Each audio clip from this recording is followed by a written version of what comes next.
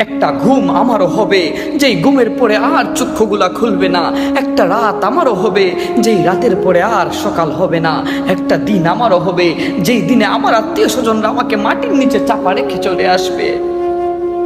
আফসোস, মানুষ মৃত্যুর চেয়ে ভবিষ্যৎ নিয়ে বেশি চিন্তা করে, অথচ এই মানুষগুলা ভুলে গেছে মৃত্যুই তার আসল ভবিষ্যৎ। কুল্লু নাফসিন যায়িকাতুল মাউত, প্রত্যেক প্রাণীকে মৃত্যুর স্বাদ গ্রহণ করতেই হবে। একদিন মুনাজাতের জন্য আর হাতগুলা উঠবে না, একদিন আল্লাহর জিকির করার জন্য আর জবানগুলা খুলবে না।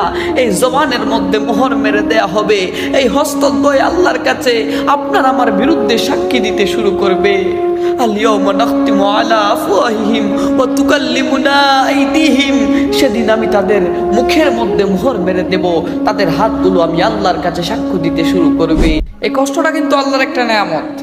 কষ্ট যদি আল্লাহর একটা নেয়ামত নাই হতো, তাহলে কষ্ট কখনো আল্লাহকে স্মরণ করিয়ে দিত না। কষ্টের পর অবশ্যই স্বস্তি রয়েছে। আল্লাহ বলছেন, ফা ইন্না মাআল উসরি ইউসরান, ইন্না মাআল উসরি ইউসরা। কষ্টের সাথে সাথে স্বস্তিও রয়েছে।